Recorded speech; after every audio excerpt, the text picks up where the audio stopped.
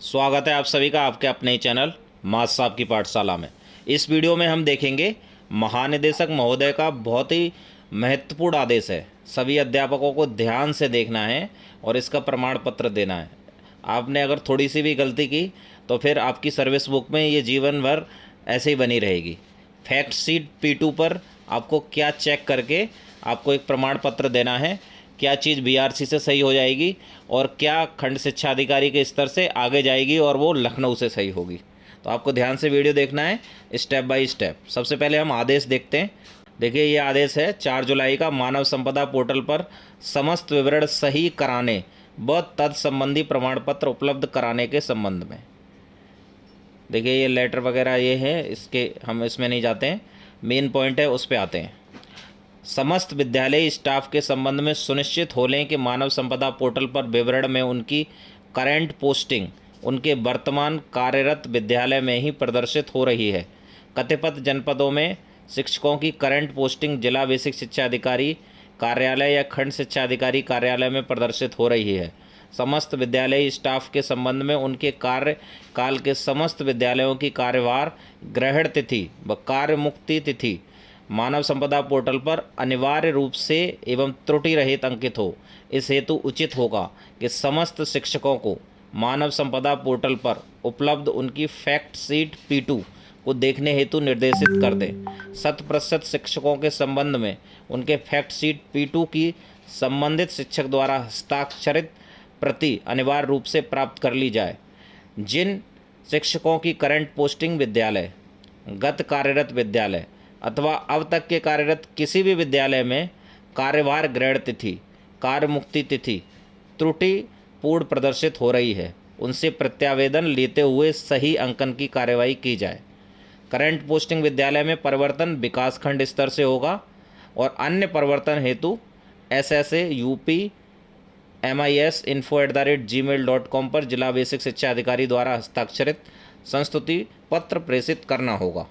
समस्त शिक्षकों के संबंध में उनका कैडर त्रुटि रहित अंकित होने की पुष्टि कर लें।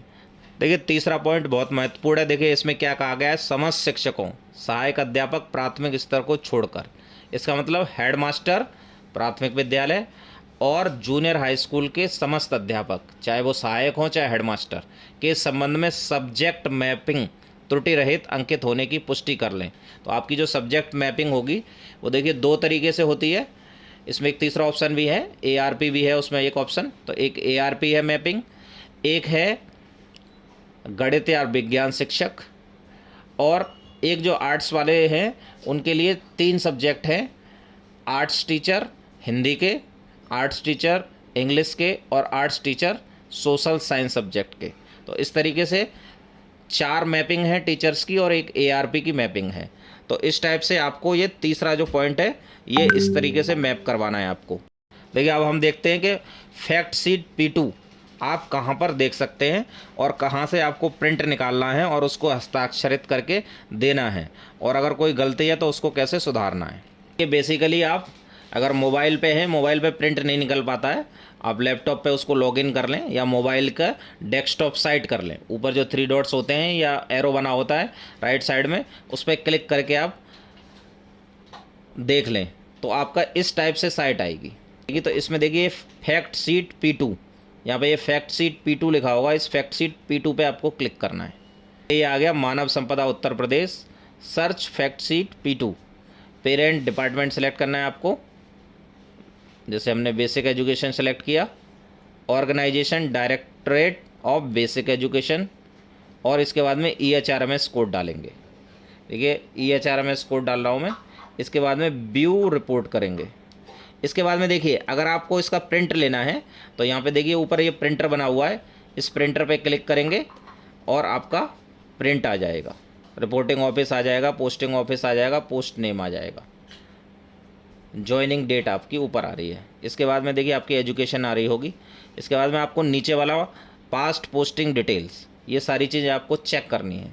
कैसे चेक करनी है, असिस्टेंट टीचर और जॉइनिंग डेट। फिर उसके बाद में प्रमोशन हो गया तो हेडमास्टर 20 दिसंबर 2014 को वहाँ से रिलीव हुए, 20 दिसंबर 2014 को एज ए हेडमास्टर ज्वाइन कर लिया। फिर 26 अगस्त 2016 को वहाँ से रिलीव हुए। फिर उसके बाद में देखिए अंतर जनपदी में दूसरे डिस्ट्रिक्ट में ज्वाइन किया। देखिए बीएसए हाथरस लिखा हुआ है तो बीएसए ऑफिस में पहले ज्वाइन करते हैं, फिर उसके बाद में विद्यालय मिलता है। तो 27 अगस्त 2016 ये बीएसए की ज्वाइनिंग हो गई। उसके बाद में 10 नवंबर 2016 को बीएसए के यहाँ से रिलीव हो गए और उसके बाद में विद्यालय में ज्वाइन कर लिया 11 नवंबर 2016 से। तो ये करंट पोजीशन ये हो गई कि 11 नवंबर 2016 से हम विद्यालय में कार्यरत हैं। बीच में कहीं पे भी गैप नहीं होना चाहिए। और दूसरा, आपकी जो डेट है वो मैच करनी चाहिए आपके पास में जो लेटर होंगे उनसे, आपको चेक कर लेना है और इसका प्रिंट आउट निकाल के और आपको साइन करके देना है कि ये सारी सूचनाएं सही हैं। और अगर कुछ गड़बड़ है तो आपको लिख के देना है कि ये हमारी चीज़ गड़बड़ है, तो उसको सुधार दिया जाएगा। तो आपको देखिए कौन से फॉर्मेट में देना है।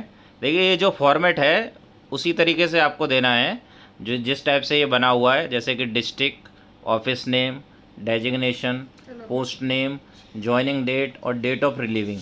तो इसी फॉर्मेट में दें। अगर कोई भी चीज़ गड़बड़ी है तो अपने बीओ ऑफिस में। तो इस टाइप से आपको ये फैक्ट शीट P2 प्रिंट करना है।